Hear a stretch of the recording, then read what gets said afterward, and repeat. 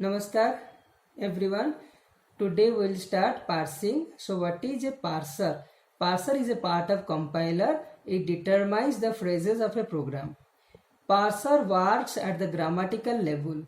Parser breaks data into smaller elements for easy translation into another language. So here I have given all the phrases of a compiler for your better understanding. So a parser takes it takes the input in the form of sequence of tokens. Okay, tokens means small element of data, and produces output in the form of a tree that is called as parse tree. A parser is also known as syntax analyzer.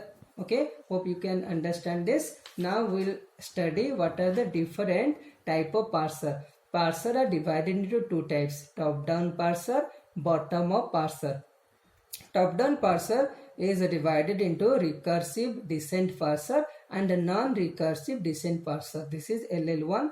And bottom-up parser is divided into two types: LR parser and operator precedence parser. So this LR parser is divided into four types. LR0, which stands for your left to right scanning of the input, and R stands for constructing a rightmost derivation in reverse. So LR0, SLR means simple LR, LA LR1 means look ahead LR1, and this is canonical LR1.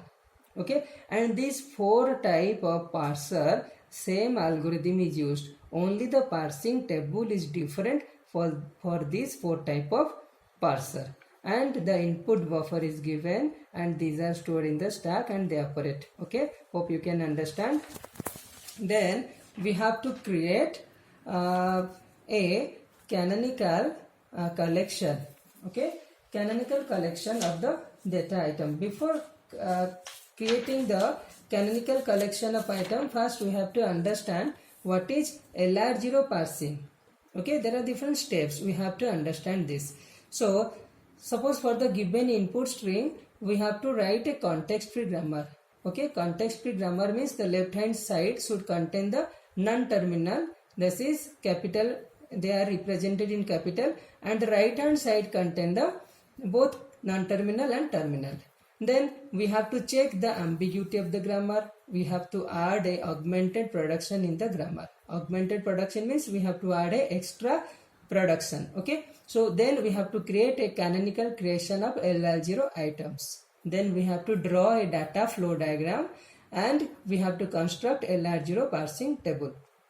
Suppose a context-free grammar is given. So here S is the start symbol, and start product AA, and A product A small a capital A, then slash B. Okay, so here we are adding a new production S dash production S. This is called augment production. Okay, it helps to know or identify when the parser will be stopped. Okay, so this grammar is given, so we can write S dash. This is the augment production we have added.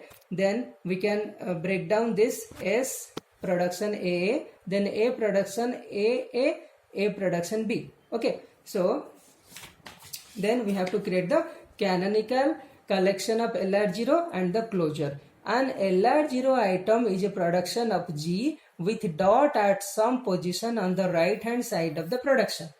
Okay, so S dash production dot S. Okay, here S is the closure of S. Okay, and LR0 item. So when dot product is given, this is called as LR0. So we have given dot symbol before all the production. Before all the production, we have only simply add the dot. Okay, so LR0 items is useful to indicate that how much of the input has been scanned. That means we have to scan all the element. Means no element or no non-terminal or variable is scanned. Okay, so this dot symbol before the non-terminal indicates we have to scan all the element one by one. Okay, now we have to see the diagram. So here we have taken this. Okay, so here S dash production dot S, then S production dot a, we have just written that grammar and we have named it as I0. So when the non-terminal is used, then it is called as go to, and when the terminal is used, then this is called as shift. Okay, so here as the terminal, as the non-terminal capital S is used, so this is called as go to. So here dot symbol is transferred to the right side of the S. So after this dot symbol, there is no symbol, no non-terminal, so this is the final production. So you can say this is the end of this start symbol. Okay, so then after we have to use the transfer the dot symbol in this A. So this dot symbol will be come to the middle of the A.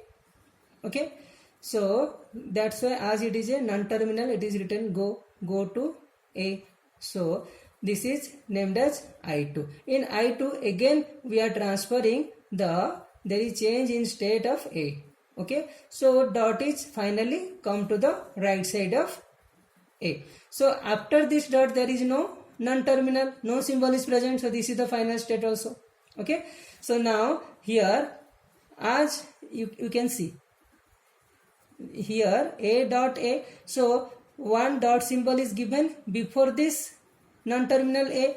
That means now we have to expand this A. That means we have to write all the production of A. What are the production of A? Production of A is dot A dot B. So we have written this. Production of A is dot A then dot B. Why we have written? Because this dot symbol indicates that we have to write all the production of this symbol A. So we have written all the production of the A. Then here we are transferring the small a. This is terminal. So this is called as shift operation. So here we are transferring. Okay. So these are same things because you see this A, here A. So we are transferring the dot symbol. So A dot A. So dot symbol comes here. So again here one dot symbol is present just before the non-terminal A. So we have to write all the production of A. What are the production of A? Production of A is dot A then dot B. We have written it. Okay. Then finally here we have written again we are transferring A.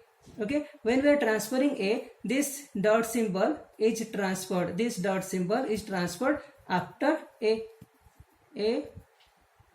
dot A. So there is no symbol, no non-terminal after this dot symbol. So this is the final state. And here we are shifting this. What we are shifting? We are shifting this value of A here. And here we are shifting the value of B here. And finally when we are shifting B, so this B symbol, okay, this B symbol, the right on the right hand side of the B, the dot came. So this is the final state. Okay. So here we have written all the final states. I4, I5, I6 all are contain the final states. And here you can see this contain S, A. Oh, these are the all final states in I4.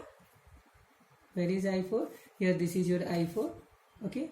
I5, this is your I5 and this is your I6. Okay. These all contain the final symbol and we have written their production here. Okay, and we have named it as 1, 2, 3. Okay, now we will construct the LR0 table for this. Okay, so to construct the LR0 table we have to remember or we have to understand some formula. If a state is going to some other state on a terminal, it is correspond to a shift mode. Okay. Okay,